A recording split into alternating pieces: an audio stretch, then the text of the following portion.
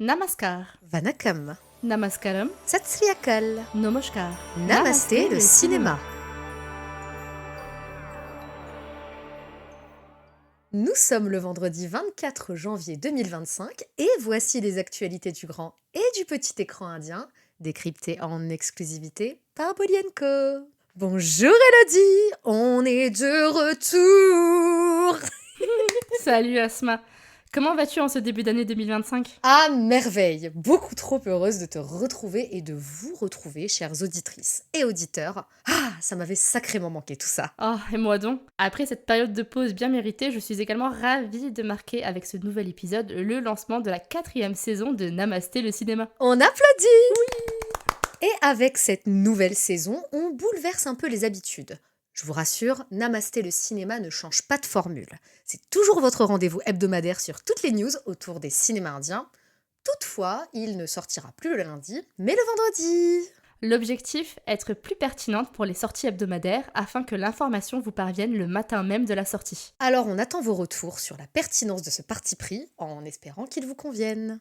Et vraiment, à toutes celles et ceux qui nous écoutent, merci pour votre fidélité. Je profite d'ailleurs de l'occasion pour vous souhaiter une merveilleuse année. Qu'elle soit source de santé, de bonheur et d'amour pour chacun d'entre vous. Bah, tout pareil, hein. D'autant que janvier 2025 aura été un mois particulièrement faste niveau actualité. Et dis-toi qu'il n'est même pas encore fini. D'un ancien leader d'extrême droite qui passe l'arme à gauche à l'épouse d'un millionnaire qui pense entretenir une liaison avec Brad Pitt, sans oublier le salut romain, et j'insiste sur la présence des guillemets, d'un milliardaire.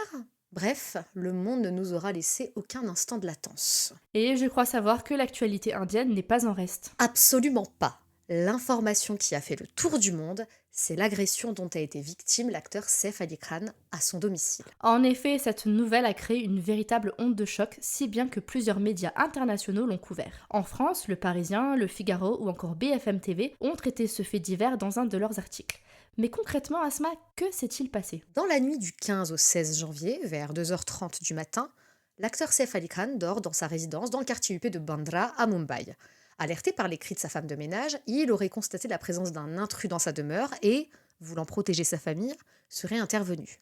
Durant cette altercation, l'individu assène 6 coups de couteau à Saif Ali Khan, dont un grave à la moelle épinière. C'est absolument horrible. L'acteur a aussi été sérieusement touché à la main et au niveau du cou. Selon les proches du comédien, l'intrus serait un cambrioleur qui, surpris par l'intervention de Saif, s'en serait pris à lui. A noter que Kareena Kapoor Khan, son épouse, et Temur et Jahangir, leurs 2 enfants, étaient présents au domicile mais sont sains et saufs. Suite à l'attaque, Saif aurait emprunté un rickshaw pour se rendre à l'hôpital accompagné de Ibrahim, son fils aîné, et de Temur. Et comment va-t-il? Saif a subi une opération en urgence et lors de son admission, son état était considéré comme critique. Toutefois, l'intervention chirurgicale s'est bien passée, si bien que l'acteur est même sorti de l'hôpital et s'est présenté au photographe en bonne forme ce mardi 21 janvier. Le suspect a-t-il été identifié? Il semblerait. La police de Mumbai a d'abord publié un communiqué indiquant que l'assaillant serait un migrant bangladais présent de façon illégale sur le sol indien. Toutefois, son avocat a démenti et évoque un coup monté. Il aurait travaillé pendant 6 mois dans une société de nettoyage, le tout sous une fausse identité avant de commettre l'attaque. D'autres personnes ont été arrêtées, mais le premier demeure selon la police le principal suspect. C'est fou cette histoire.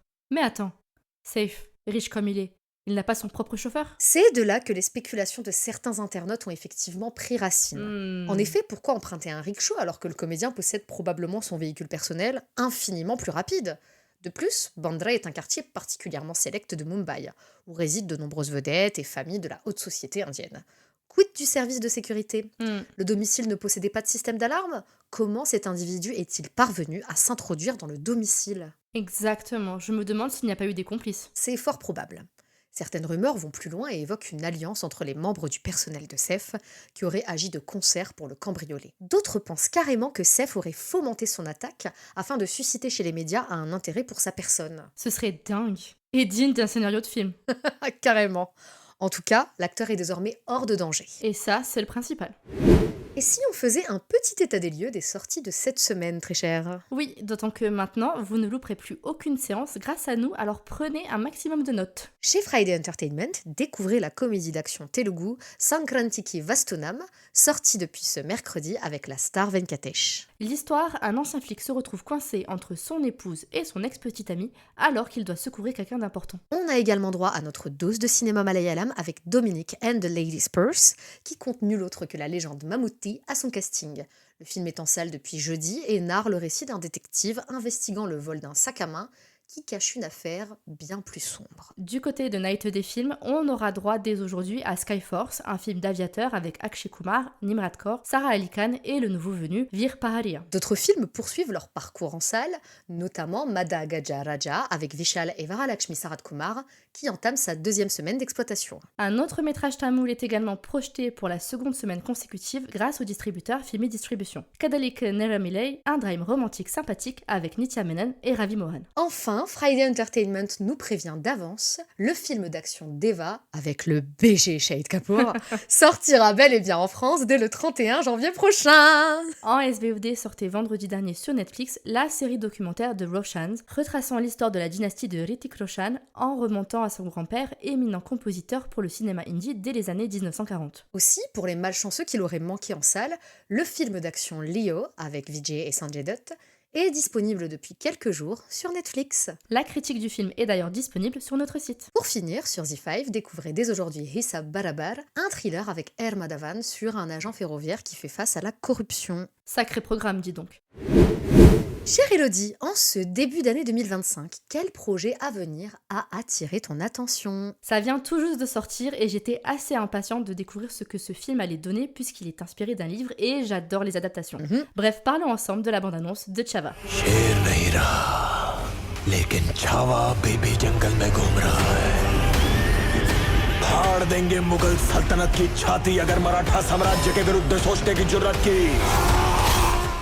Oula, je viens de la voir aussi. Et qu'en penses-tu? C'est compliqué. Ah. Mais avant ça, un peu de contexte. Après avoir révolutionné le genre de la comédie horrifique, la boîte de prod Maddock Films s'attaque au récit épique avec Chhaava qui se base sur la figure historique de Chhatrapati Sambhaji Maharaj, un souverain marathe particulièrement connu pour s'être livré à de multiples guerres contre l'Empire mongol. Ok, j'ai peur, mais continue, je t'en prie. Le réalisateur Lakshman Uttekar, qui a dirigé Vicky Kaushal pour la comédie romantique Zara Hatke Zara Bachke, lui propose le rôle principal de cette fresque historique au visuel assez gore. Dans une interview pour India Today, le cinéaste présente Sambhaji Maharaj comme un grand guerrier à l'immense courage auquel il souhaite rendre hommage à travers son récit. Aïe, j'ai de plus en plus peur. Si j'avais hâte de découvrir Vicky dans un nouveau registre et si je comprends l'enthousiasme des fans à son sujet tant il semble investi dans son interprétation, la bande-annonce est plutôt venue éveiller mes pires craintes. D'abord, le trailer de Chhaava illustre un souverain sanguinaire à la violence sans limite. Pourquoi pas, me direz-vous? Pourquoi pas? En effet, ouais. Sauf que ce même personnage semble glorifié par le récit au seul prétexte qu'il est marathe. À l'ère d'une industrie indie où la propagande pro-hindoue est de plus en plus décomplexée, ça n'augure qu'une chose, un film sans nuance qui va passer à côté de son sujet. Son opposant, l'empereur moghol Aurangzeb, est introduit comme l'antagoniste de l'histoire. Il semble aussi cruel que son homologue. Mais alors pourquoi est-il le méchant tandis que Sambhaji est illustré comme le héros? Attends. Il a une longue barbe, une sale gueule, un regard sombre, une vilaine ride du lion entre les deux yeux. Non, attends, j'ai trouvé. Il est musulman. Bingo! Tu viens de remporter notre jeu, devine qui est le méchant dans un film de Bollywood. Hey. Il faut dire que c'était pas vraiment difficile. Pourtant, l'histoire de Sambhaji est intéressante et m'intrigue. Enfant, il a été envoyé comme otage politique auprès de l'Empire moghol, il s'est battu pour accéder au trône malgré des complots de sa propre famille, bref, comment mettre en avant le tacticien qu'il est censé être si tout ce qu'on nous montre à l'écran, c'est qu'il est capable de se battre à main nue contre un lion? Bon, et quand est-ce que ça sort, histoire d'être sûr que la bande-annonce ne nous induise pas en erreur? Le 14 février, bien que j'ai des doutes sur le fait que ce soit un bon choix pour la Saint-Valentin.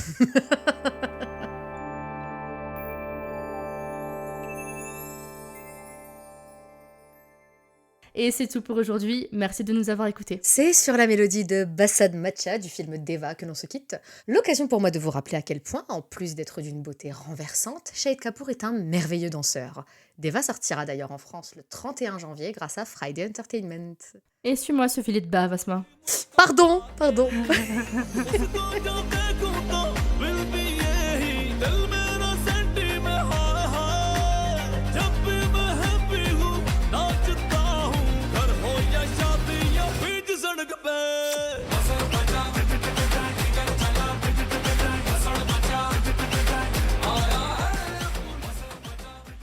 Merci d'avoir écouté Namasté le cinéma. C'était Elodie et Asma du magazine Bolly & Co. On espère que cet épisode vous a plu. Si vous aimez notre podcast, c'est le moment de vous abonner, de partager, de commenter, de liker ou encore de donner une petite note sur votre plateforme d'écoute favorite. Nous vous rappelons que tous les liens vers les bandes annonces, les articles et la chanson de la semaine sont disponibles en description et dans la version retranscrite de cet épisode que vous pouvez retrouver sur www.bolienco.fr. Et si vous n'êtes toujours pas lassé d'entendre nos voix, nos fous rires et nos coups de gueule, alors rendez-vous vendredi prochain dans Namasté le cinéma.